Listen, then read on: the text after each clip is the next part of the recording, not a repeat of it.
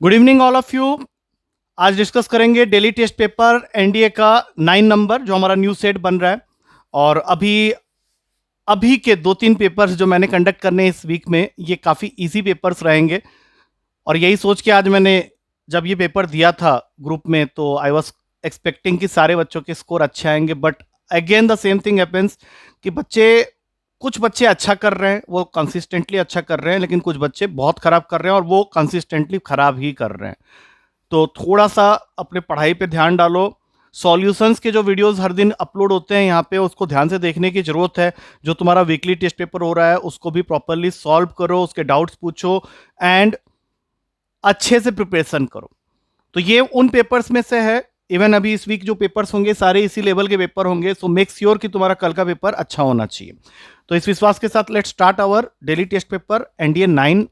ये स्टार्ट करते हैं। अब देख सकते हैं पहला क्वेश्चन बहुत ही सिंपल क्वेश्चन था, बट आई डोंट नो कितने बच्चों ने इसको सही किया था, because today highest score was 14 only. इस क्वेश्चन में तुम्हारे पास में दो इक्वेशंस है। एक है a sin x plus b cos x is equals to p, और दूसरा इक्वेशन है a cos x plus b sin x is equals to q। और तुम्हें ap माइनस बी क्यू का whole square plus A Q minus B P का whole square find out करने के लिए बोला गया है।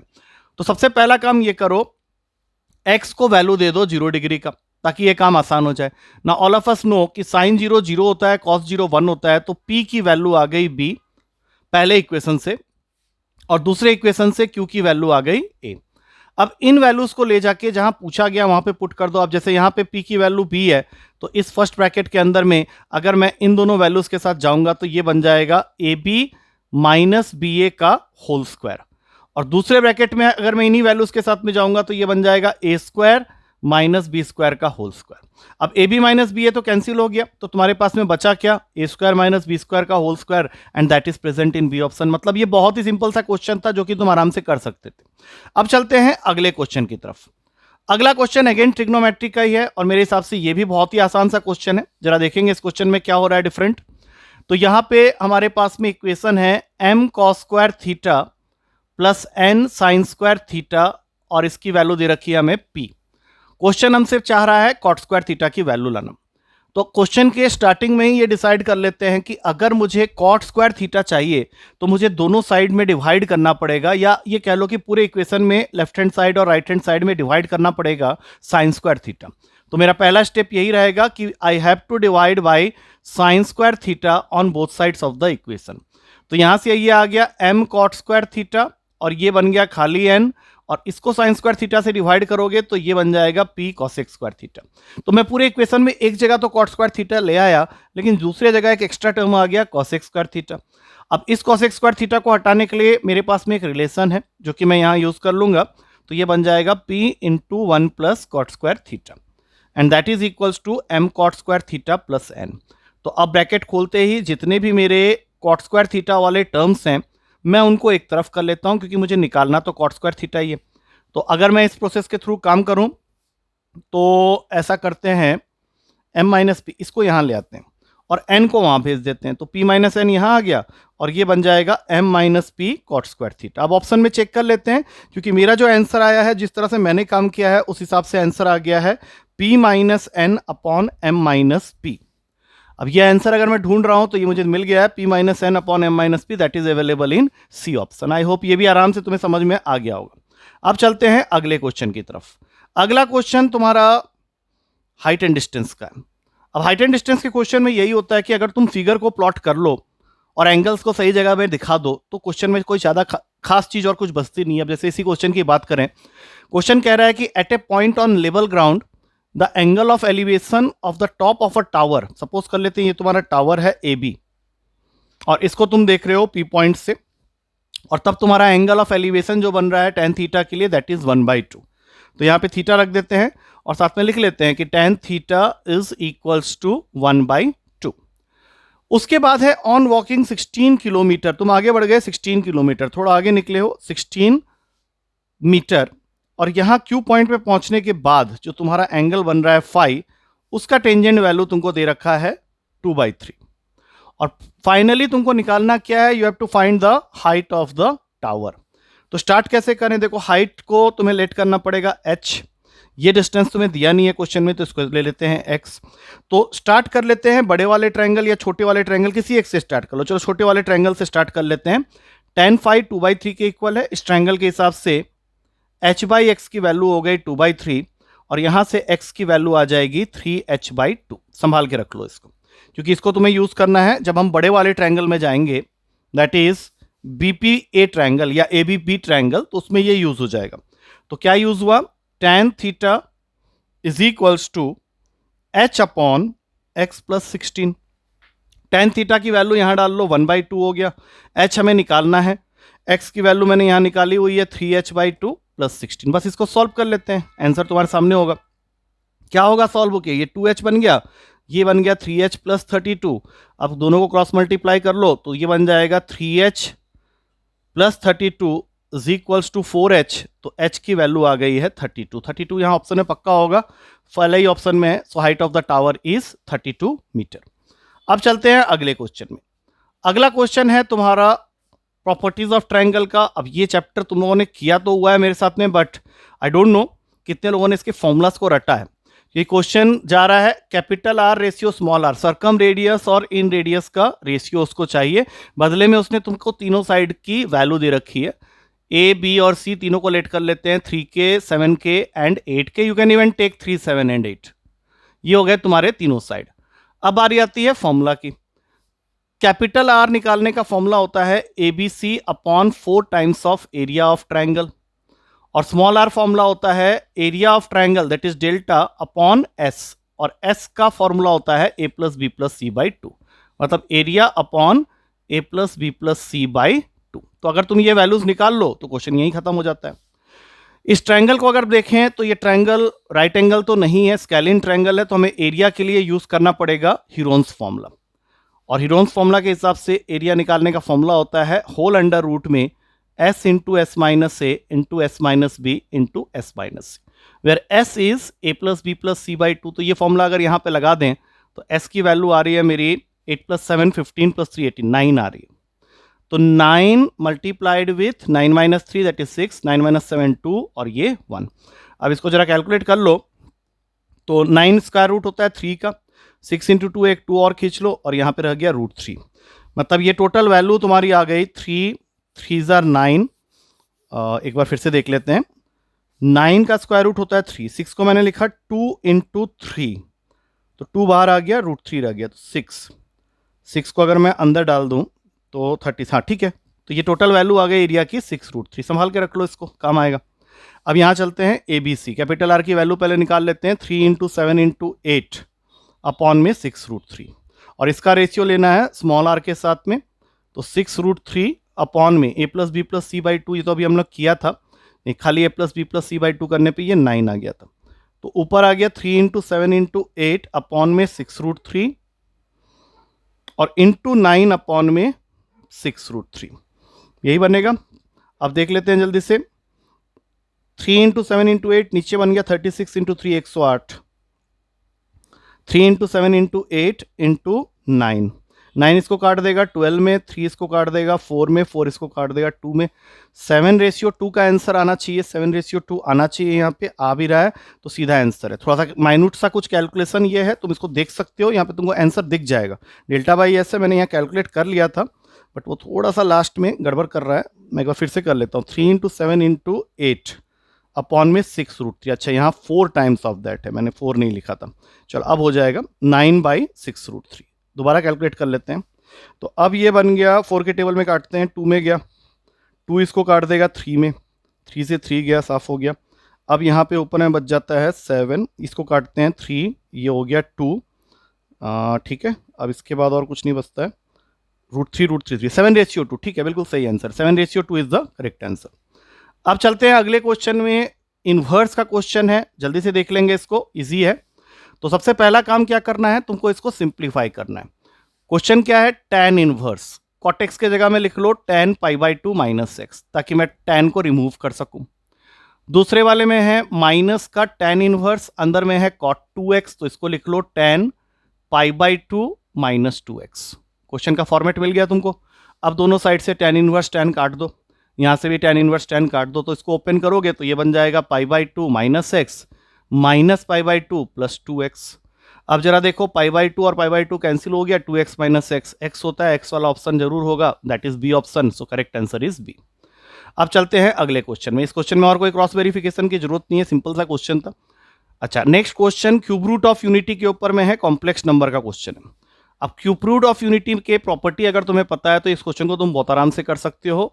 बस दो बातें याद रखना कि 1 प्लस ओमेगा स्क्वायर 0 होता है और ओमेगा के पावर में 3 का कोई भी मल्टीपल 1 होता है, या ये कह लो ओमेगा क्यूब 1 होता है।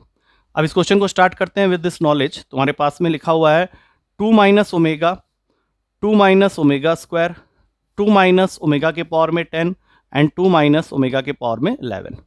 तो देखो सिंप्लीफाइड फॉर्म में जो है उसको तो छुओ ही मत, इसको तो तुम वैसे भी कुछ नहीं कर सकते। तो 2 माइनस ओमेगा और 2 माइनस ओमेगा स्क्वायर वैसे ही रहा।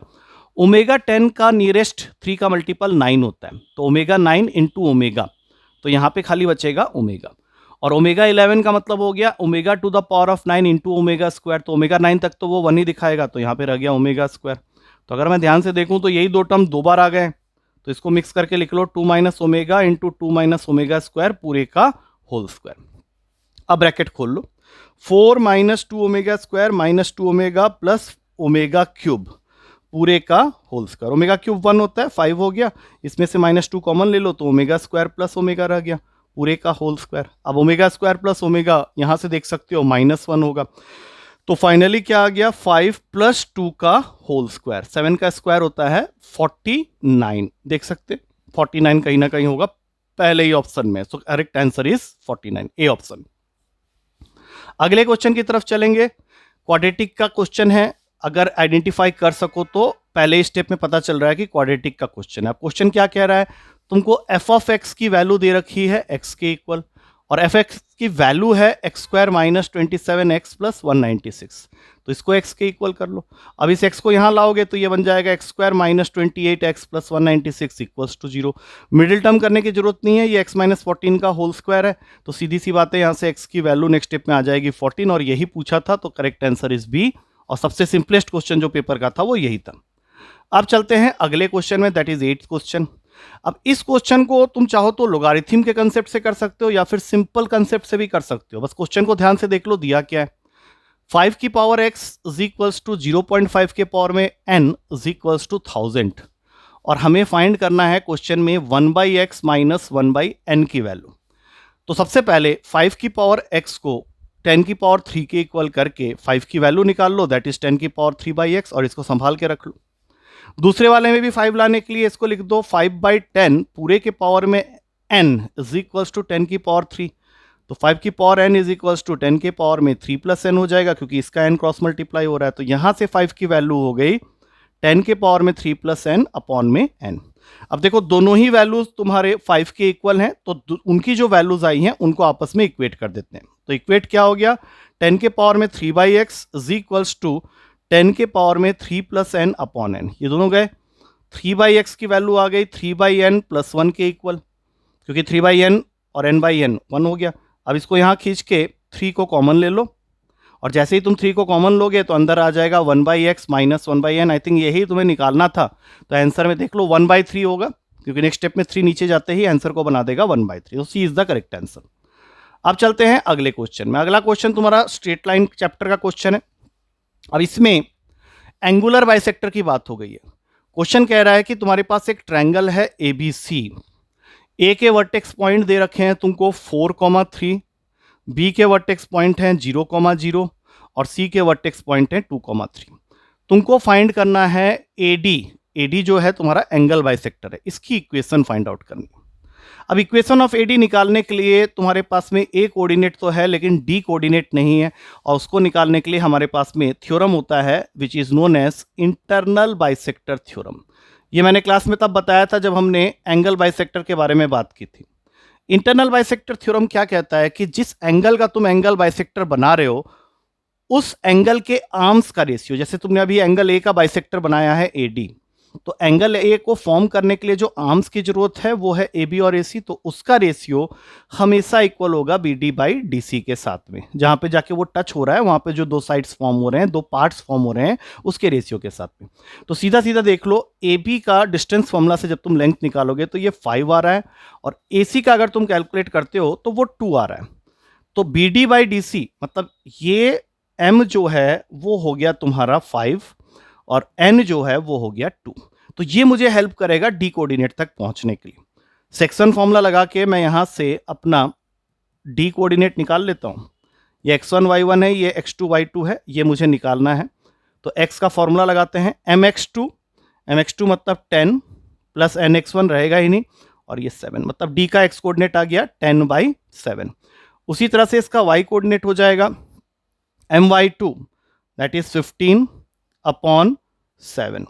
अब जैसे ये मिल गया, एडी की इक्वेशन निकालनी है, 2 पॉइंट फॉर्म से निकल आएगी।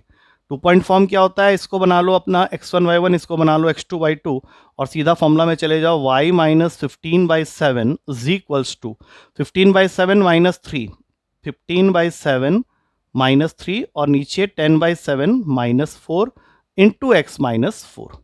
अब इसको सिर्फ सॉल्व करने की देर है, आंसर तुम्हारे सामने होगा। 7y माइनस 15 हो गया, ये इधर में -6 आ रहा है, -6, और ये बन रहा है माइनस का 18, और अंदर है x माइनस 4।